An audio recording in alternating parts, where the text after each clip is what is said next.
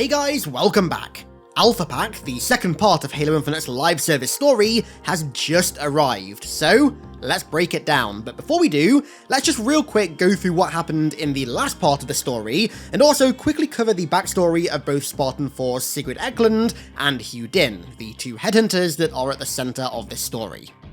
Spartan 4 Sigrid Eklund served as a UNSC Army Ranger during the war, supporting human resistance groups on Covenant-occupied worlds. Here, she honed her calm and reserved demeanour, as well as her deeply strategic mind, invaluable assets that she later put to use against the Banished when she became a Spartan 4 headhunter. As a quiet professional who excels at covert surveillance and kinetic strikes, Eklund wears the Strybog helmet at the core of her Mjolnir Rakshasa loadout, making use of its extensive reconnaissance capabilities to direct precious UNSC combat assets to the right place at the right time. Prior to becoming a Spartan, Hugh Din was a field analyst with ONI Section 3, tasked with capturing and repurposing Covenant technology. He was an agent with a high tolerance for risk and a penchant for improvisation. As a Spartan 4, he wears a custom set of armour shaped by brutal CQC engagements with Banished boarding parties and extermination teams. His helmet is much the same, a custom Arteus helmet, co-opted from a small run of prototypes that originally were intended for a new class of combat exoframe. And now for a quick summary of what's gone on with the live service story so far. So, Spartan 4 headhunters, Din and Eklund, were scouting out a Banished facility on Camber, where they'd taken over an old UNSC shipbreaking yard to harvest materials for their own use, also the Spartans thought. Din took an opportunity to improvise and infiltrate the facility, but in doing so, drew the attention of the facility's AI, the Banished AI, Eratus, and as they were escaping in a hijacked Phantom, Eratus followed. To stop it from taking the ship offline, Din forced the AI into his helmet, which trapped it, but also allowed it to take control of his entire suit of Mjolnir and essentially torture him.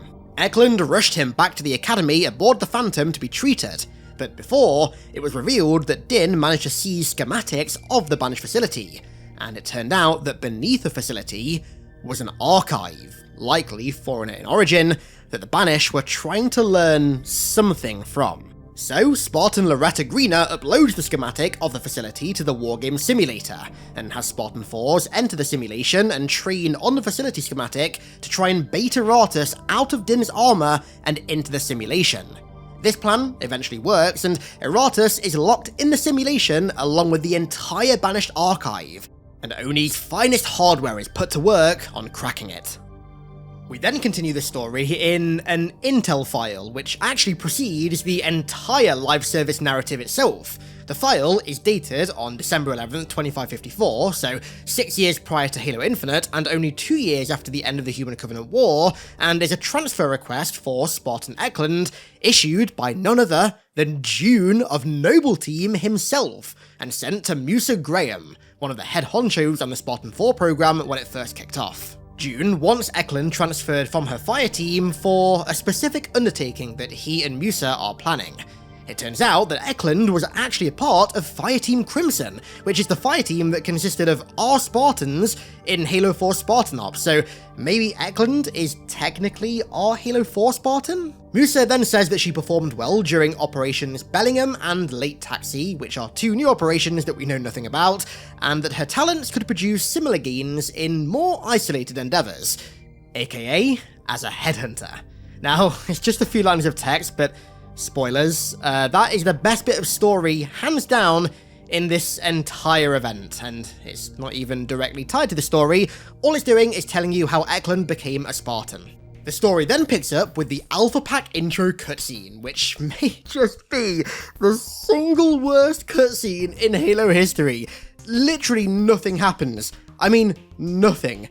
Eklund stands still at the range, fires off a few shots, thanks you for saving Din by playing matchmaking, tells you that they've been together since the Vihar collapse, which I assume is a colony world or something, we don't know anything about that, and that Din has saved her life more times than she can count. She then basically tells you to go and play Last Man Standing, and That's it for the intro cutscene, but don't worry, that's not all. Of course, there's also an extra cutscene once you finish the Alpha Pack event pass, and don't worry, your boy grinded the challenges out during the worst heatwave in UK history in excitement that we might just get a cool-ass combat scene with Eklund and Din being badass headhunters and Agrina backing them up.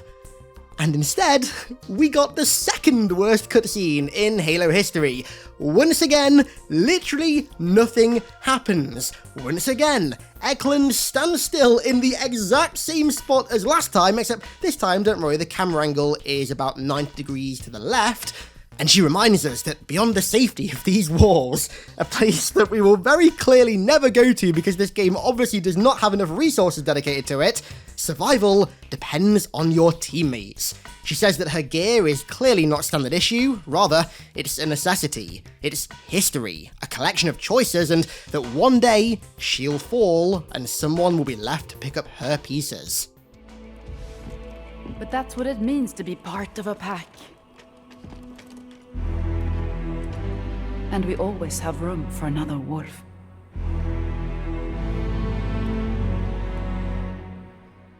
And that's it. That's the continuation of Halo Infinite's live service multiplayer narrative. 10-year plan, by the way. What a joke, man. Like, you can so clearly tell that almost no resources have been given to the live service stuff, at least the narrative stuff, because they're being spent elsewhere, fixing up this pre-alpha of a game. This has to be the single worst attempt at live service I think I've ever seen. Like, I can't even begin to think of a game that comes even as close to Infinite as being this bad. It's just... yeah, I don't understand, man. These cutscenes just feel so emblematic of the game's entire attempt at live service. Eklund and Din's backstory and designs are really, really damn cool. I absolutely love them. So why are they being completely wasted in these garbage cutscenes for this story that just seems like a complete nothing story? Like, I can't really think of any other word for it. We've not seen anything happen. I mean, it's a Halo story, right? A Halo story for a first-person shooter, and so far, in a total of 5 cutscenes, about 7 bullets have been fired, and not even at any aliens either, at static range targets, and it's not even like there's a PvE event where we're the ones shooting the bullets at aliens in between the cutscenes, because we aren't. They're just telling us to go and play matchmaking. I despair with all of this, man. It really frustrates me because, like I said, I love Din and Eklund's designs and backstories so far. They're really interesting. They look badass. I just feel like they're being completely wasted. I want to see them do something. I want to see these cutscenes have some actual content in them that's not just a Spartan stood still. I mean, hell, in these cutscenes, we don't even see our own Spartan. This entire story is meant to be about putting our Spartan into a Halo narrative, which is a really cool idea, and I like the little bits you've done of that so far, but there's just none of it in either of these cutscenes. It's just a first-person view of you staring at Eklund. These events and episodic stories are meant to get you attached to the game and want to come back for the next event to see what happens in them. But I don't get how anyone can be, like, excited for anything in this story because just nothing's happening. The cutscenes aren't interesting to watch, there's no cool moments in there or anything. I mean, looking back, Spartan Ops at the time really wasn't great. It was a good idea that was executed purely, but man, going back and looking at, like, the cutscenes for Spartan Ops compared to this is just night and day. Like, what is going on, man? Anyway, let's end that rant here. I want to see him do something with these cool characters, and this is just not it at all. So yeah, I'm going to go sit in a freezer and try and cool down, because it's currently about the surface of the sun in the UK. So thank you all for watching, I really appreciate it, and I'll catch you all in the next one.